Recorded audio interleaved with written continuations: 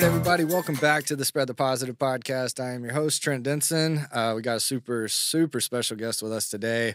A new friend of mine, connected through a cool fundraising event for some veteran stuff over at Strike and Sparrow over in Murfreesboro. And all the stuff that we're going to get into is very much in line with all things Spread the Positive. And this guy has an incredible story and doing some amazing stuff. So without further ado, Mr. Brandon Davis, how are you?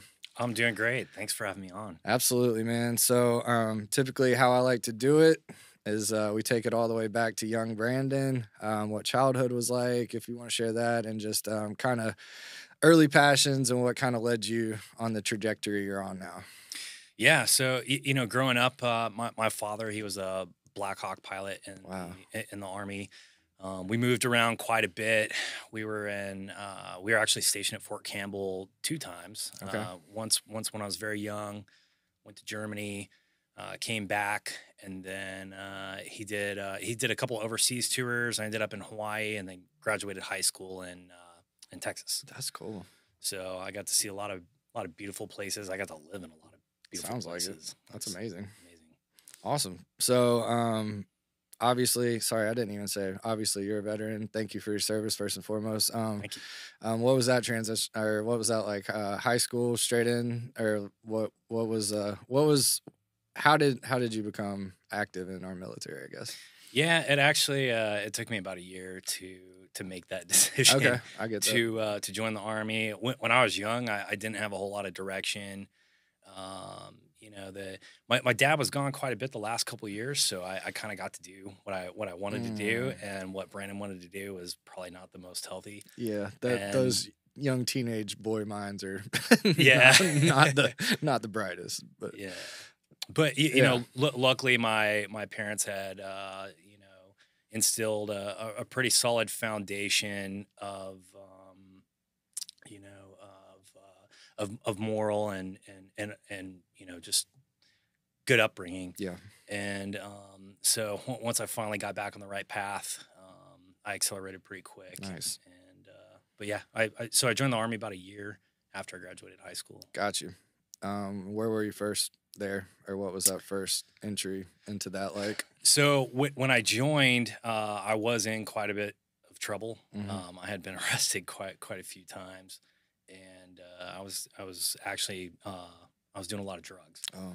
And so when I joined, even though I had the GT score and ASVAB to do whatever I wanted, I was limited to like 3 jobs. And my dad said, "Hey, just get in the Army.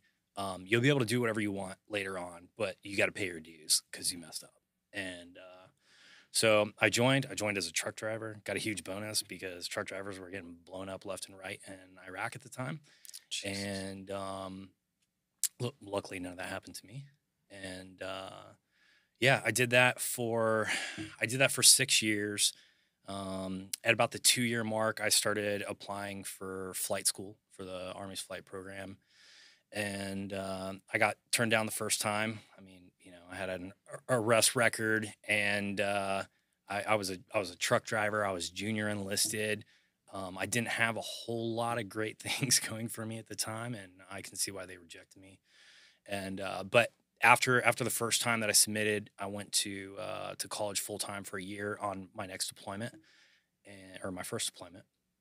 And I came back, applied again, got turned down again, and I thought, maybe college isn't the thing that's going to get me there until I actually have a degree. So I switched my focus to getting all my pilot ratings. So I got my private, instrument, commercial, or multi-engine, and I was working on my commercial. That's amazing. Yeah, and I found someone that wrote me. I found a CW5 from the 160th that wrote me a great letter of recommendation. I finally had all those pilot ratings, and nice. And I got picked up. I mean, I cried the day that I got picked up because it took it's it took third try, man. Yeah, third time's the charm type thing. It took me over 3 years to get picked up. So. Wow, man. That's dedication, perseverance, all the things. Salute to you, man. That's amazing. So you make it into the flight program. Is it everything you dreamed of? Like, was it? It was. It Yeah. was. Yeah, flight school was amazing. It's a fire hose. It's like it's also like living in a fraternity. Okay. So, you're in a neighborhood with a bunch of guys going through the same exact thing, and everybody works really hard the whole week, and then come Friday, Saturday, You everybody's go. out partying. Trying to blow off steam Yeah. from I the mean, long hours, and it was an amazing experience. wow. So I was fortunate enough to get everything that I wanted in flight school. I was number one. I was the distinguished honor grad, which led to me being able to pick my airframe and my first duty station. So I picked Apaches and Dang, Fort that's sick. Carson, What is that? Colorado. I'm illiterate to this stuff. Like, is that? Can you talk to what's an Apache? Is that just like, Yeah. So an Apache is an AH-64 Delta. It's the Army's attack platform. Oh wow. Amazing aircraft. It carries Hellfire's 2.75-inch rockets and 30 millimeter. Wow. So pretty powerful platform. Wow. Okay, so you're doing all that. Where is this? Where is this taking place? So flight school was at Fort Rucker, Alabama, Okay. and then my first duty station as an Apache pilot was Fort Carson, Colorado. Sick. That's awesome, man. God, that's cool.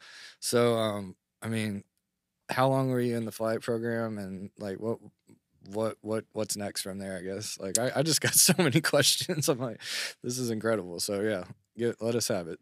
Yeah, so flight school's supposed to last about a year. Okay. But at the time, there were a bunch of courses that were backed up, and I think I had like 6 months of bubbles where I was not really doing a whole lot, waiting on the next class, was studying, getting ready for it.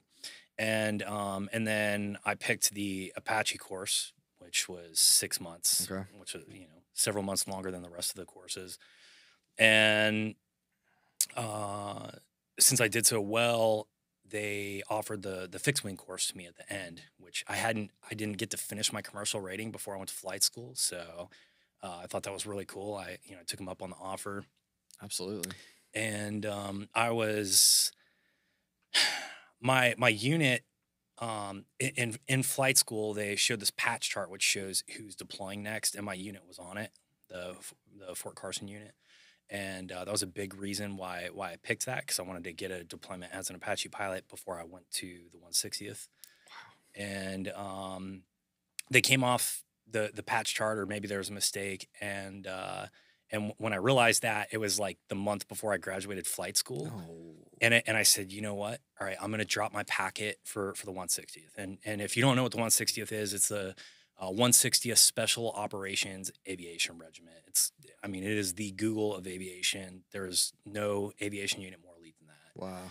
And so I dropped my packet, and the warrant officer who had written my letter of recommendation, he was kind of coaching me on the process, and he immediately voted yes. I highly recommend that we take Brandon for an assessment now. So I got the thumbs up from the regiment, but since I was graduating like the next month, they couldn't get me in a course for like six or 7 months, or an assessment date. And I tried everything to like delay leaving, Fort Rucker. I volunteered for Ranger School. They wouldn't let me do that. I tried to get extra courses and follow-on courses, and they weren't having it. At that point, by the time I graduated the fixed wing course, I'd been there 2 years. Wow. Yeah, so it was a long time.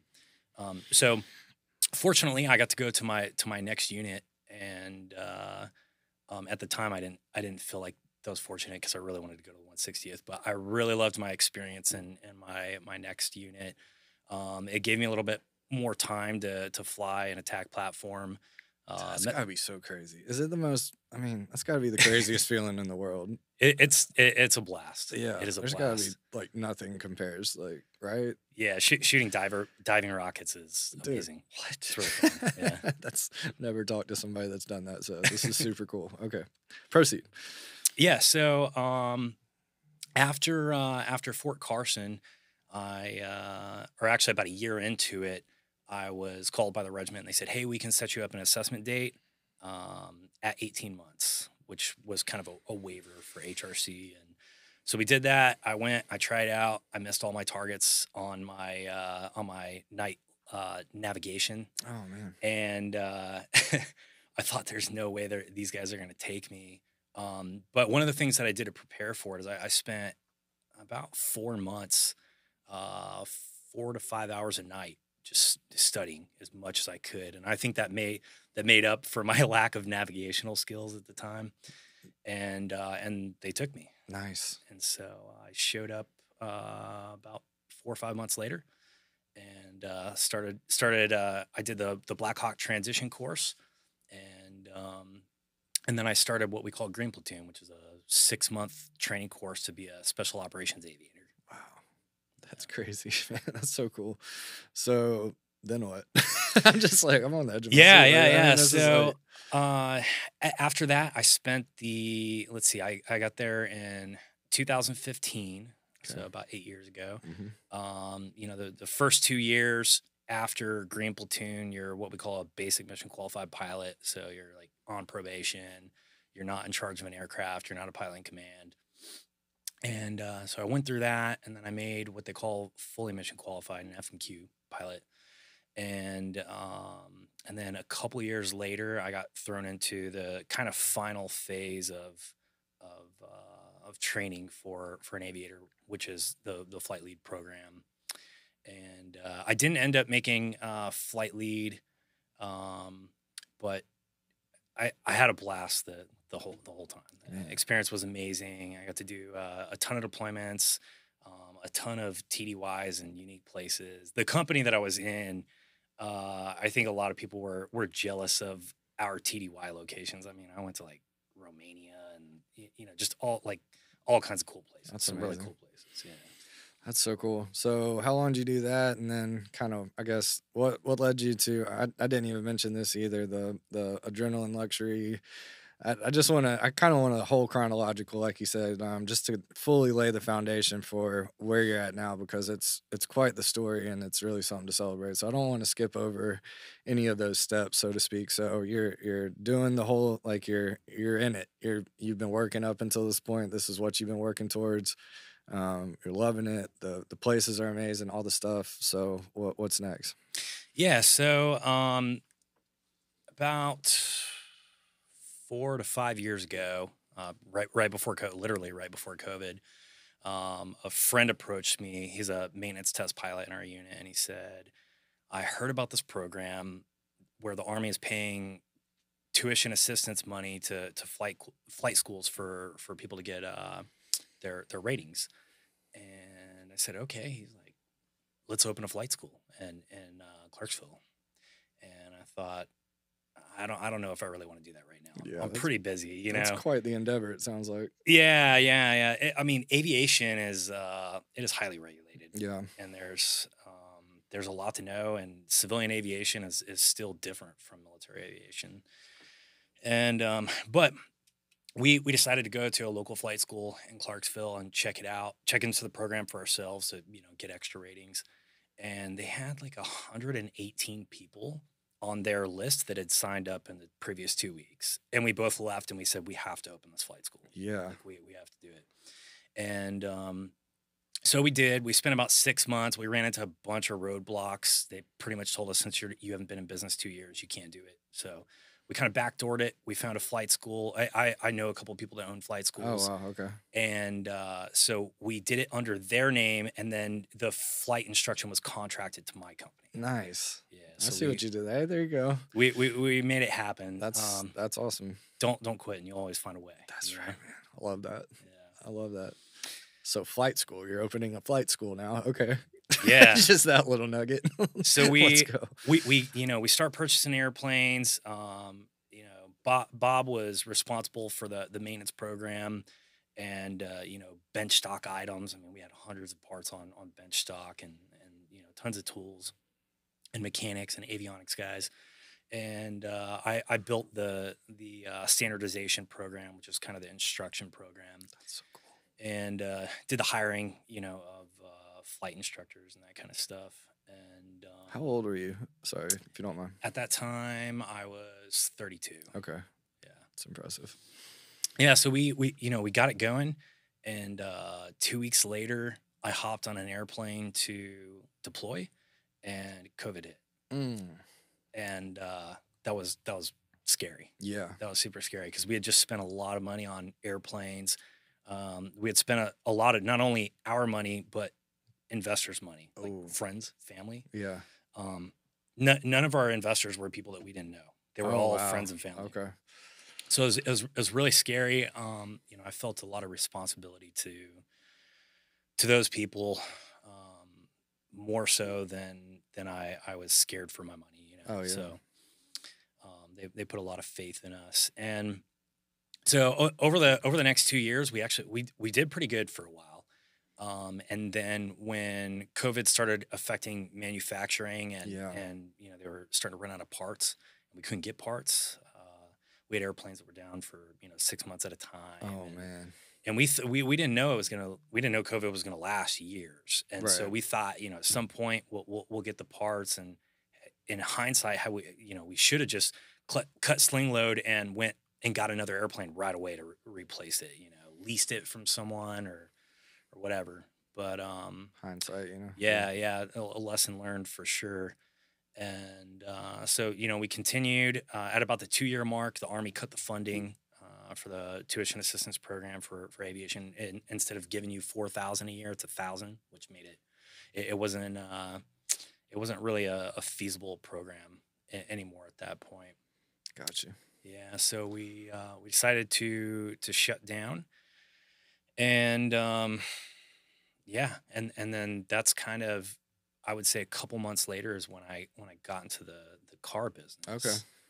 And You were still in Clarksville I was. and then dabbling in Nashville, I assume, or were you living in Nashville or? I moved to Nashville about 4 or 5 months after I shut down the flight school. I got you. Yeah, I moved in with my wife. Nice. She was my fiance at the time. Nice. Or actually, she was my girlfriend at the time.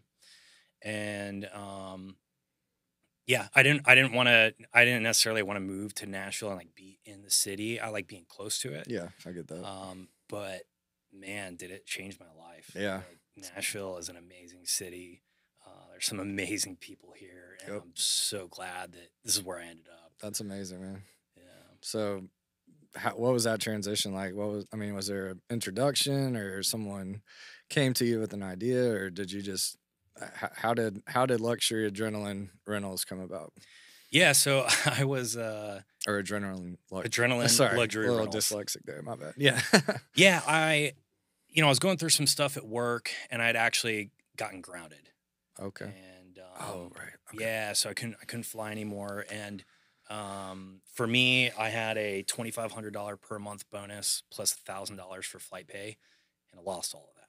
So it was like $3,500 a month. I was already in a lot of debt,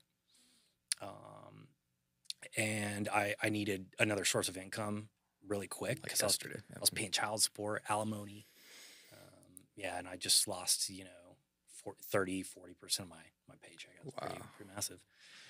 And so I had refinanced a car, and then it was a Tesla. I had a Tesla. Nice. And my wife, she had street parking only, and I was going to have someone install a charger, and then I realized that it was going to cost like $5,000. So I said, you know what, I'm just going to get a different car. And I was talking to a friend about it, and he said, why don't you just put your car on Turo and see if it can make you some money, since you don't owe a payment for 2 months. Make some money off of it while you smart. Yeah, smart friend. Good while job. you're getting your own car. That site's super cool. I mean, It people is. kill it on there. Yeah, that's awesome. Yeah, so that's kind of how it started. That's how it started. Oh man, wow. Yeah. Okay, 100%. that makes sense. Okay, so went through Turo, and then okay. So I listed that car. It started doing really good, and then my wife said, "Well, why don't you list your other car, and you can use my Prius to go to work," because she was working from home. And I said, "Okay." So I listed both of them. They started doing really good, and then I was hooked. And I said, "All right, I have to go learn about this." I took an online course. I started reading, Nice, man. as much as I could online to figure out how to really do this as a business. I filed my LLC. Yeah. That insurance had to be pretty crazy. Yeah, it was a scary feat Yeah. To get figured out, but I think I got it figured out. Yeah, clearly. Yeah, and so I made a mistake, and that's that I bought as many cars as I could on my personal name in the beginning. I didn't know that there were. I didn't know that you could actually get business auto loans like day one of a business, and because I had talked to a couple banks and they're like, no, 6 months or two. Most of them say 2 years. Wow. Yeah. And just with your business being operational and yeah, profitable. they want to see cash flow, Right, tax right, returns. Right. Wow. Yeah, so I bought as many cars as I could, very rapidly, and it was scary not only for me, but I think everybody from the outside. It was very calculated. I knew what the profit margins were. I knew we were going into the winter. I started this business October 1st. Okay. And I knew we were going into the winter, and it was going to be the down season. But from what I had looked at from previous earnings of other hosts throughout the winter, the percentages lined up with I would probably just barely skate by. Yeah. And I'd be good. I could probably put some money on a credit card if I needed to, and I would make it through the winter. And so I did. I think there were 2 different occasions when I had $300 in my bank account between my business and my personal banking account. That's crazy because now my overhead cost is like $26,000 to $28,000 a month. Wow. And but yeah, I was down to $300 in my bank account with 7 car payments. Oh and talk about pressure. Yeah. Wow. Sink or swim. Yes. And somehow I made it happen. I think by the grace of God, honestly. Yeah. I think he was watching out for me. So, can I ask you one thing? Where do you think? Because you've kind of got that as a common thread out of your whole story you've just told, is that betting on yourself, going all in, and believing that it's going to happen. Where can you tell me like where that came from? You think, or is like where does that just trust and faith in yourself come from? Honestly, I think I owe that to my parents, but mostly my mom. Okay. Because one of the things that my mom told me growing up, and I never really thought much of it until I got older, and then I was like, you know what, maybe I believe this a little bit, and I kind of went back and forth on it for a long time. But she always told me, she said, Brandon, you're gonna do something huge. She told you that early on? Yeah, from a very young age, and she said it all the time, and I'm like, okay, yeah, whatever. Do you have other siblings? I do. I have 4 step siblings and then one sister. Okay. Yep. Cool. Keep going. I want to hear the mom stuff. So mom fed you that, she yeah. Okay. Keep going. Sorry. Yeah, she fed that to me every day. Yeah. Growing up. Man, that's awesome. And so I really grew up thinking that I had some like big purpose in life, and that kind of puts a responsibility on you to figure out what that is. It's crazy that it took me 35 years to figure out what that purpose was. I don't think that's crazy at all, but I know the feeling. I definitely know the feeling. Yeah. Yeah, like a lot of people, they associate their purpose with, maybe their job or maybe some achievement.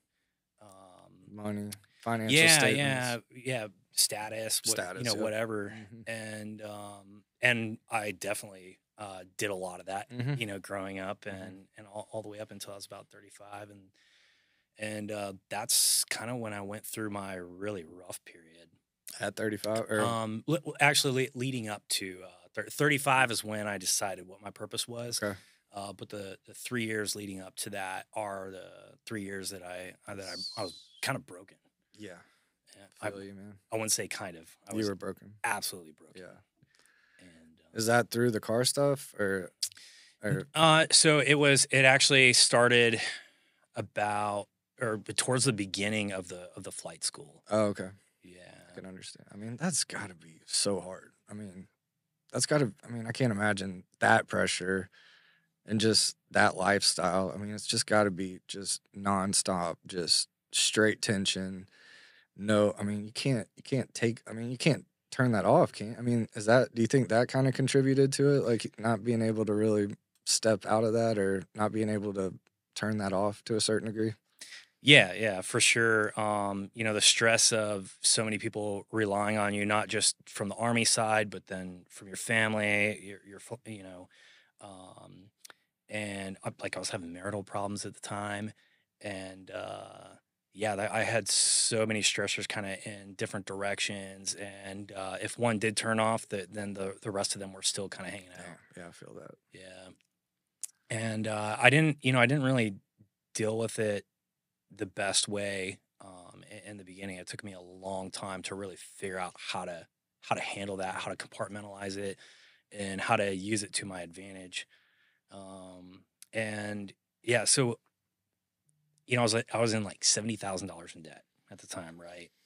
Had marital problems. I was drinking a lot because I had the stress of this flight school, and I was in flight lead training, and all these things going on at the same time, and I finally just kind of broke, and I think I'm pretty sure that what started it is I was knocked unconscious, and I mean I think this stuff was going to happen anyways, but that was like the day that it started.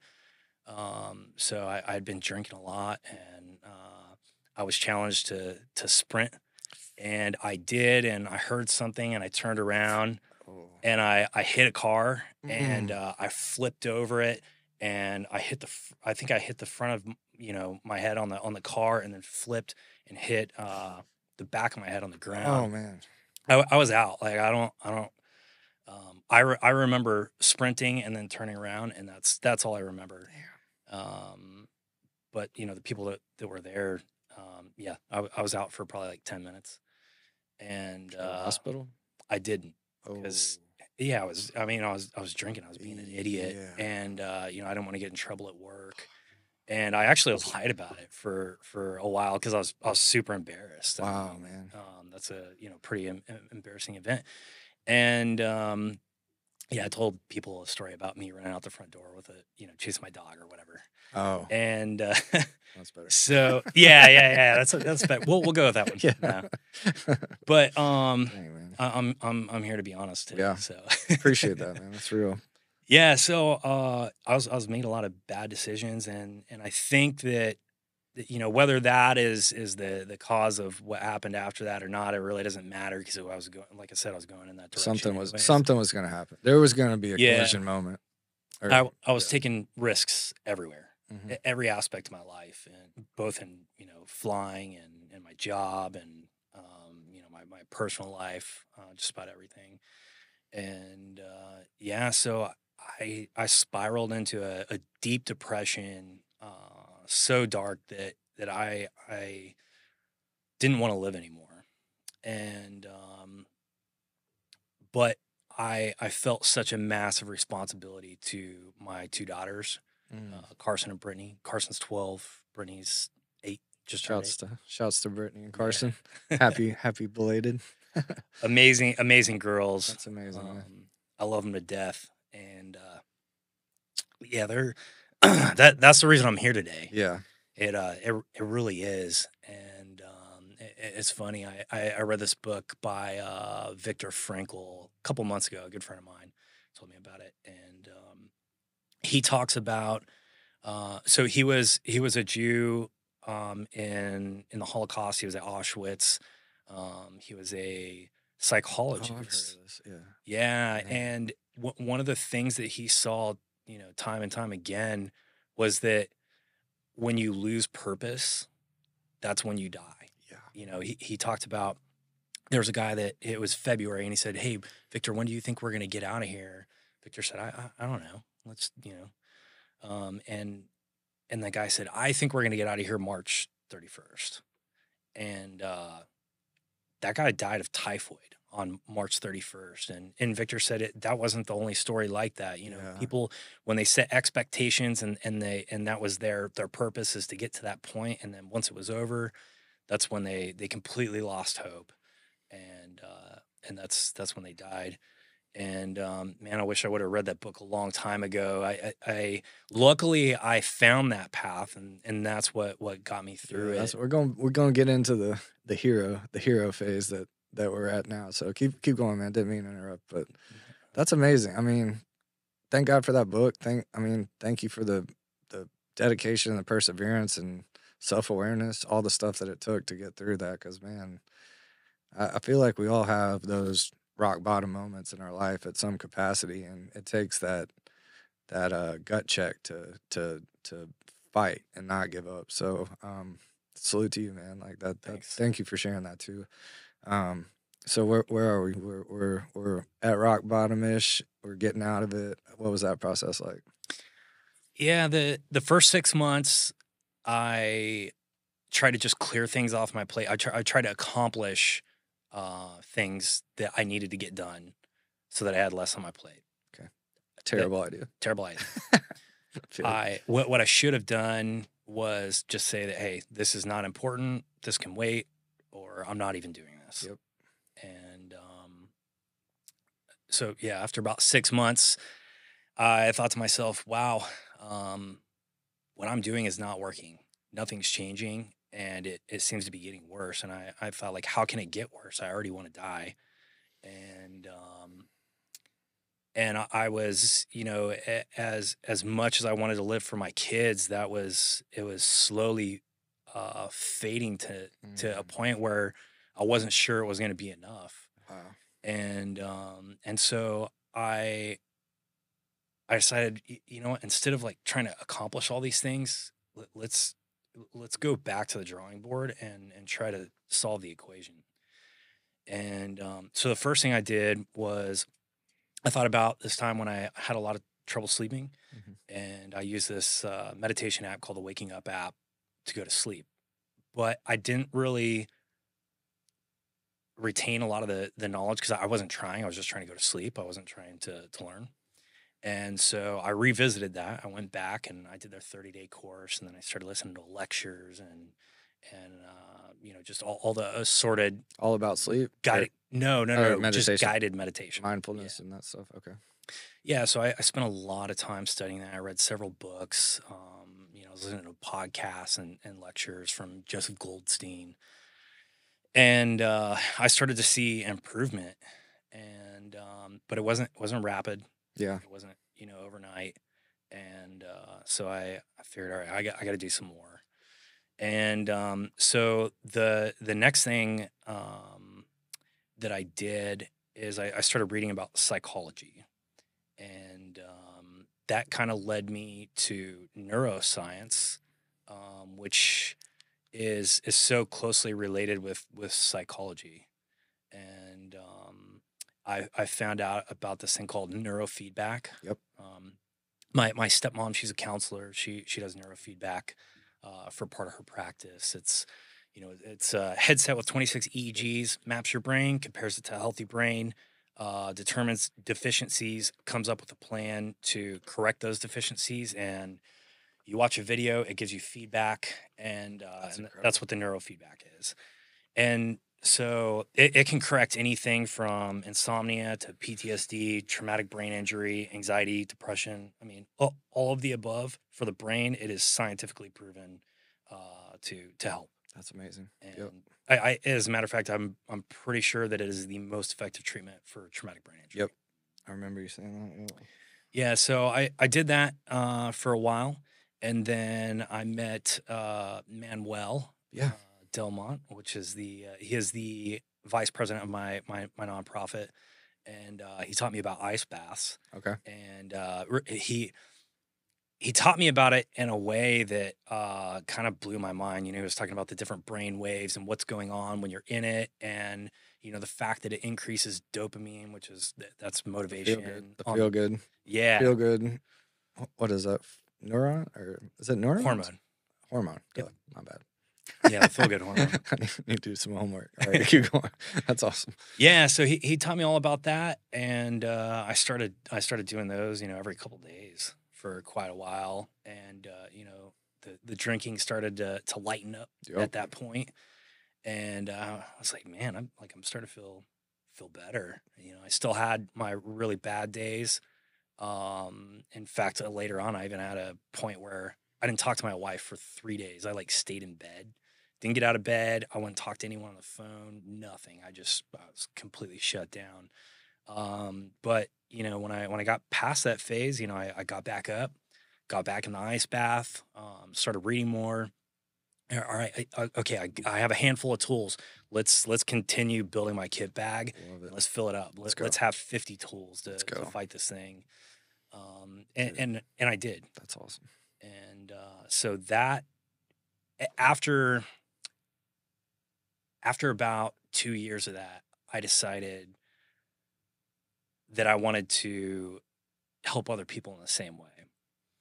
And I thought, you know what? I don't think that many people take the approach that I took to healing. So, most people, they think that verbal counseling is, really the only thing available to them, and it's not. Yeah. And there's absolutely nothing wrong with it. And, I really think that if you're having a hard time, you should talk to someone. Absolutely. But the thing about being in the military and going through something like that is there's a stigma associated with going to get mental health or help for mental health. Which is a problem. It is. Yep. It's a big problem. It's an epidemic. Yeah. As a matter of fact, USAA just earmarked $50 million to help the military fight the stigma of going to get mental health or help for mental health. I love that. Yeah, really cool. So you're building this toolbox. You got all the kit here. You're just learning more skills. I mean, that's actually one of the go-to questions I always ask. Like, because we have our days when spreading the positives dang near impossible. So, what are I guess let's get into some of those tools. I always say that. What are some of your go-to ways to switch up that mindset when you're having an off day or just get in a dark place like you've been? What were some of those? I know we've kind of mentioned a couple, but what are some other ones, if you don't mind sharing? Yeah, so in the beginning, before I knew a lot, I took a very strategic approach to stress when I identified it. Like when I was aware enough to realize, okay, I'm really stressed. Okay, what I do? And I think that ultimately started from mindfulness because it teaches you to be aware of what's going on and like how to move on from thoughts and that kind of stuff. And so what I did is every time I was stressed, I thought about what is the worst problem right now. Okay, I'm having problems with this over here. Okay, what can I do to fix this problem? And if I couldn't do anything to fix the problem, I thought, who would know how to fix this problem? Or where can I go to learn more about how to fix this problem? And if I couldn't do any of that, then it was time to let it go. It's out of your control. That's beautiful. And it's going to be all right. Love that. So, and later on, I learned this amazing quote by Joseph Goldstein that like kind of sums that up. Yeah. And I used it as my mantra for a very long time. And the quote is in reference to meditation, and because a lot of people think that meditation is about silencing the mind, and it's not. It's about being mindful, right? Love that. And so the quote goes, "It's not about whether the thought ceases, but more importantly about whether the thought is skillful or unskillful, necessary or unnecessary, appropriate or inappropriate." Whoa. And so when you break that down, that's good. Yeah, an amazing quote to live by, honestly. Yeah. Dude, that hit hard.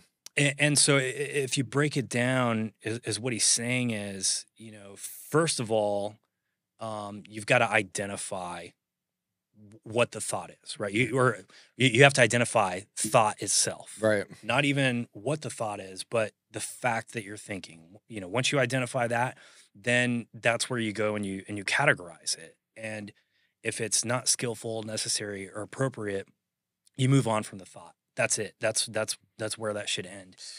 If you can't move on from the thought, then you transition that thought. So say if it's a problem, you transition it into a skillful thought, which is, working towards fixing it. Right. And then it is okay to continue thinking about, but Wow. not if you're not being That's if so you're not being good. skillful, then it makes no sense. It's time to move on. Wow. That's And beautiful.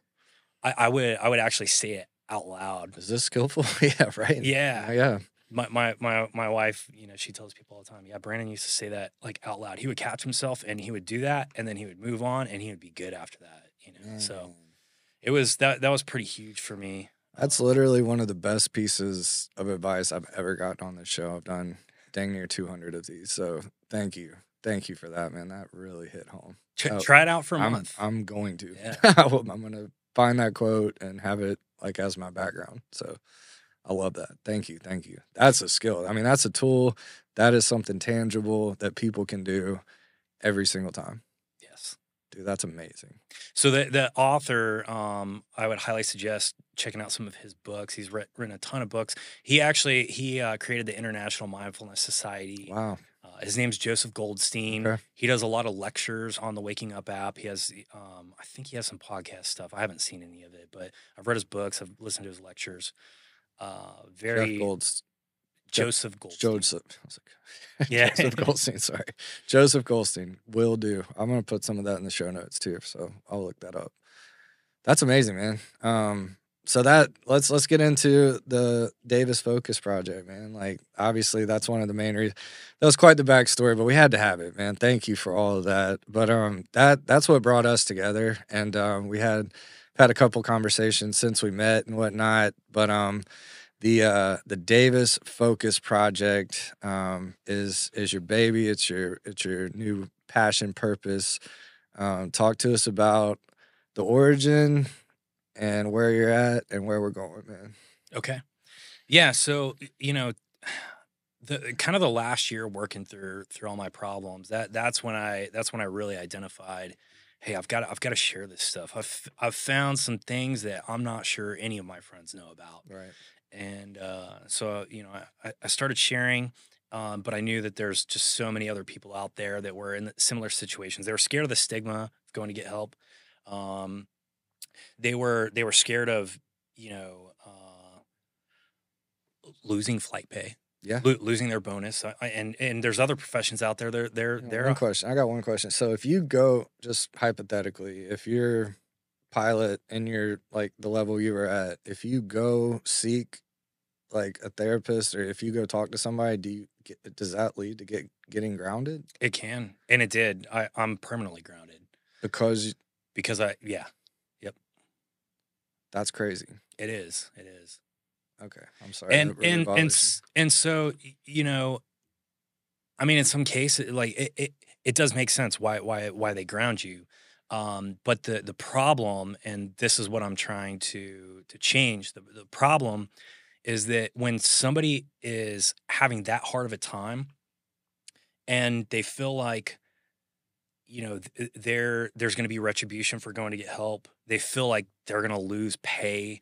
They're probably already in debt. Like most people are in debt when they have problems like this because they fill the void. Yeah. With, things that cost money. Yep. And, man. Yeah. So, one of the things that I'm working on with the nonprofit outside of treatment is policy reform. And so the first thing I want to change is that if you do go to get mental health until you're out of the military, I don't want them to be able to take pay away from you. I mean, how is that a thing? That blows my mind that's how that works. Yeah, I do see clearly if you're not all the way stable, you probably shouldn't be flying a jet that can kill lots of people. I do get that, but like as far as like you said, taking pay away and that adds 10x more of the problem. I mean, it's just a compounding effect of not working to a solution. Like that's wild. It's why I didn't go to get help. Man, that's crazy. And that breaks my heart, dude. Yeah, so that's one angle Yeah. working to help people that are in that situation. Meaning they can come here versus meaning they could Well, come to the Davis. Okay, go ahead. Sorry. yeah. So Basically, on the policy reform yeah, side, so if we can get that policy changed, yeah, then I think that's going to open the doors to a lot of people who would otherwise not go to seek help. And then that kind of goes into the Davis Focus Project, which all of our treatment, and I really hate using the word treatment, because the way that we're trying to brand ourselves is we are going to open a Center for Human Performance yes, here in Nashville, Tennessee. I love that. And that center is going to offer things like neurofeedback, ice bath and sonotherapy, sensory deprivation or float tanks, Yep. vibroacoustic therapy, and then we're going to be a knowledge-based center as well. So there are going to be a ton of handouts that are extremely powerful, that walk people through simple things like how to battle insomnia. I mean, there's a checklist for that, and it works. Yeah, it really does work. My mom needs that. I had it, I had it for a while, and I mean, I was sleeping 3 hours a night when I was doing both jobs. So worthless. I mean, I just can't function. Like, and I got my own sleeping issues, but man, if I don't get in bed and stay there for at least 6 to 8 hours, I'm trash the next day. So I can only imagine. Like, that's one thing I'm super grateful for as well. Just being able to, I fall asleep quick too. So it can be detrimental to people around me at times. But anyway, sorry. I defer. What were you saying? The knowledge base, all of that stuff. Yeah, so we want to be a knowledge-based center, and I want people to look at us as a place that you can come to increase human performance. It's not a place that you're coming to get medical care. We're not calling it a treatment facility. It's not a wellness center. It's none of those.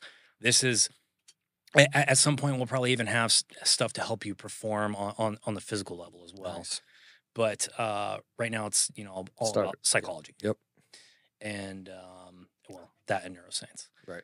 And so I want people I want that stigma to not be associated with our facility. Absolutely. I want anybody to say, hey, if you want to think more clearly, if you want more motivation, you want more dopamine, I mean, I can throw 5 things at you. Let's go. And we can increase that. And it's instant. That's everything instant in a lot of cases. Which is literally the biggest thing people need in that state, right? Like, that's literally all you're seeking out. You need drive to make it through that. Yeah, man, that's good. That's so good. So what's the latest? What's the latest? How can people help and like all that?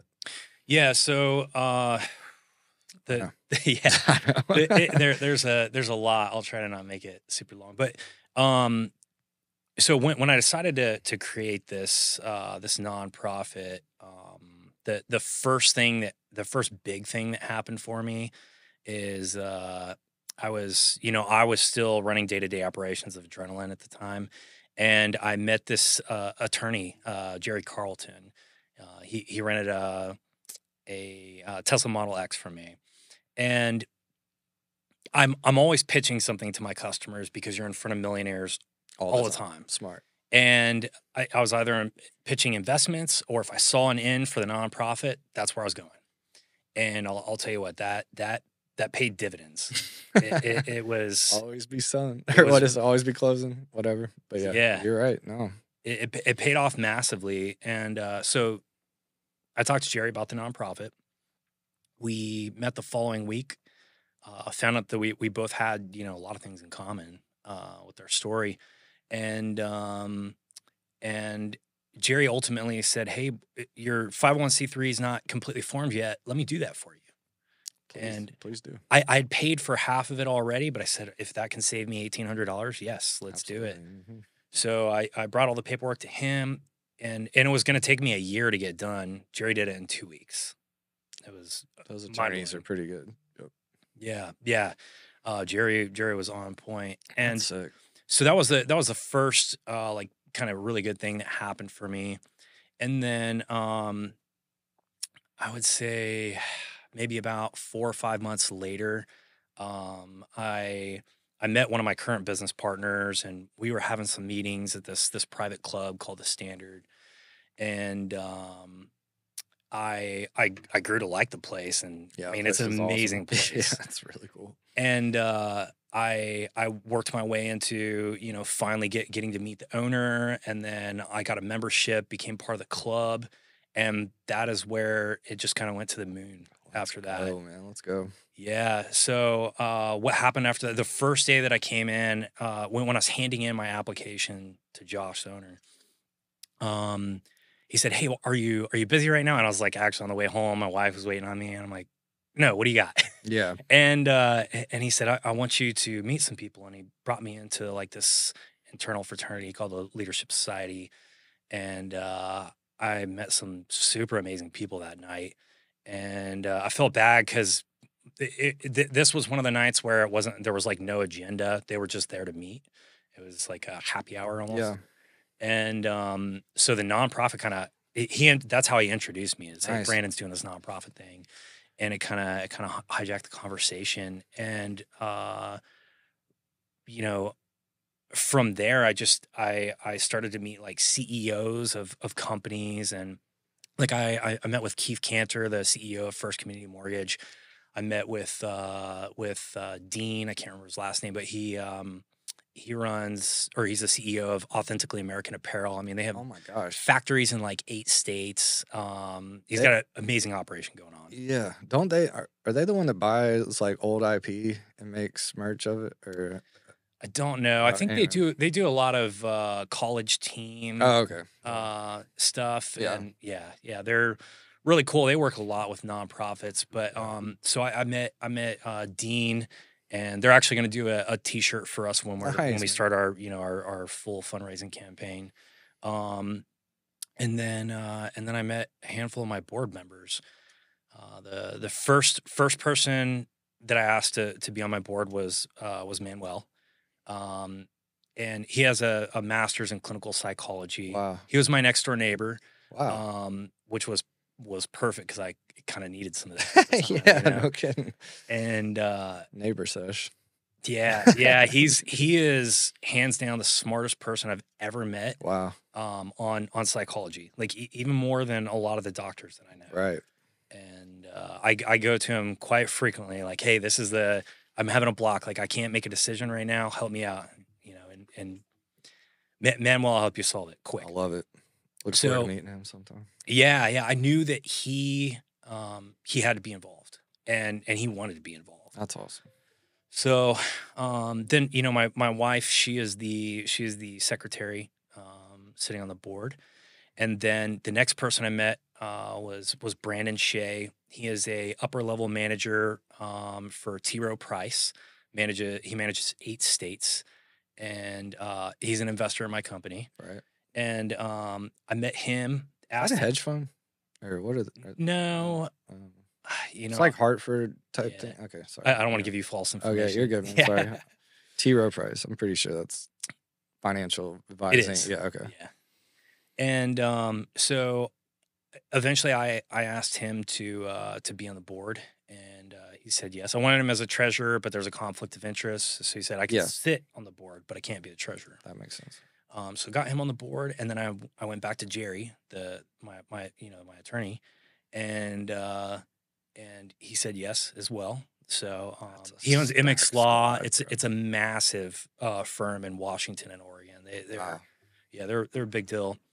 And then my 2 latest board members. So one of them I met at the Leadership Society not too long ago, actually a couple weeks ago. And, again, I was talking about the nonprofit, and he had just retired, and he's looking to get into some stuff. And he said, hey, you want to sit down and talk next week? And I said, yeah. And so he sent me a text the next day, and he said, hey, does Monday at noon work? I said, yes.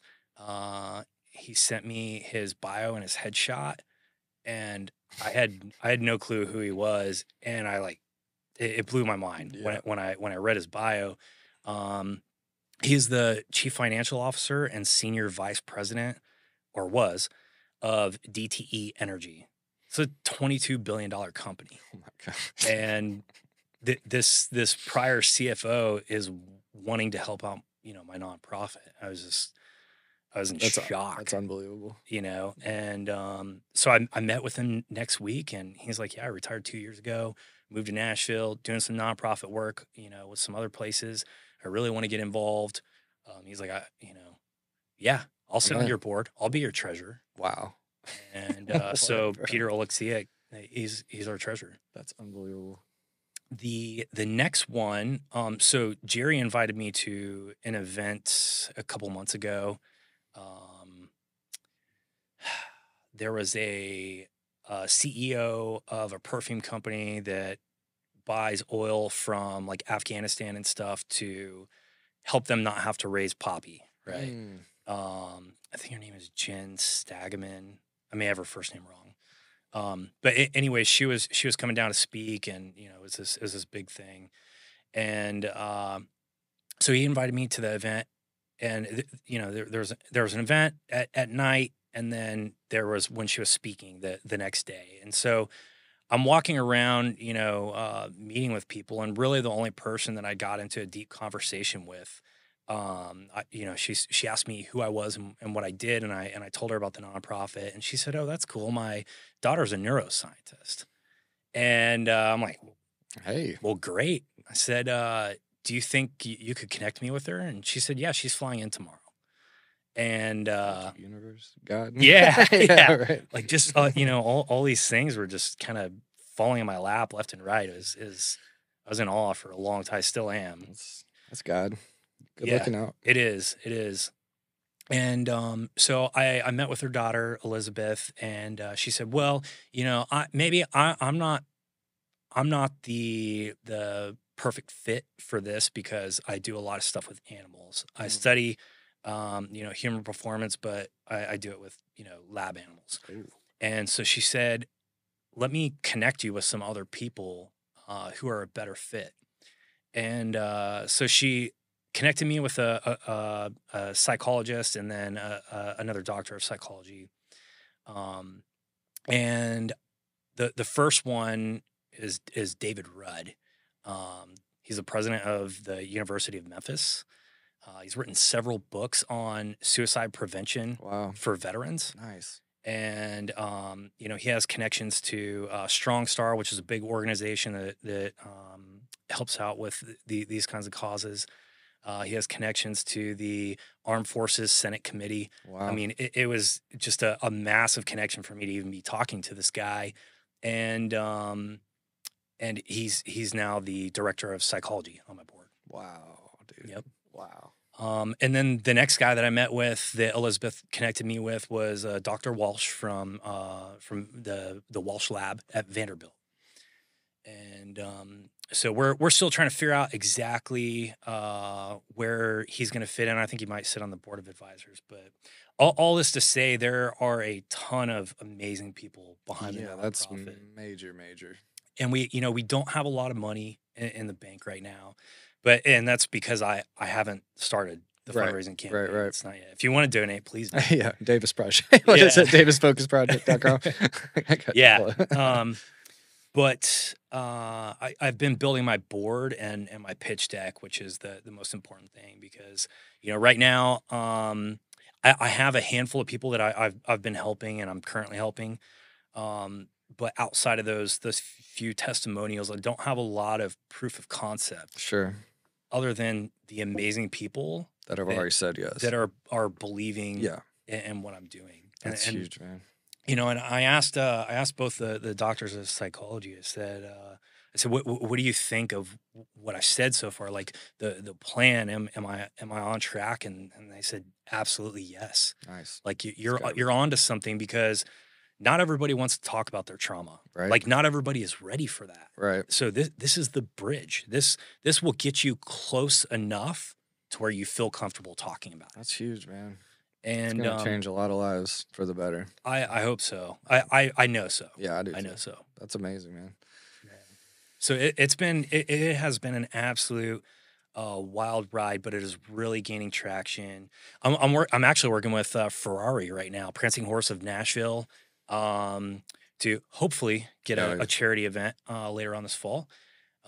We'll see if that pans out, but that's yeah, major, bro. just so many amazing things happening. I spoke with one of the executives from TuneIn, which is the app in like Yeah. Lucid cars and Teslas. Wow. Or it's a radio broadcasting program. Yeah, I've heard of that. I just spoke with an executive. They're going to get us some airtime. He's trying to get me on the Tom Hanks show. Wow. Unbelievable. Yeah. Wowzers. Well, hey, you heard it here first, folks. Just kidding, but that's incredible, man. Tell us where to find you, and then we'll wrap this up, man. Yeah, so if you want to learn more about the nonprofit, you can go to the davisfocusproject.com. We're also on TikTok, Instagram, Facebook. Go follow us on there. Yep.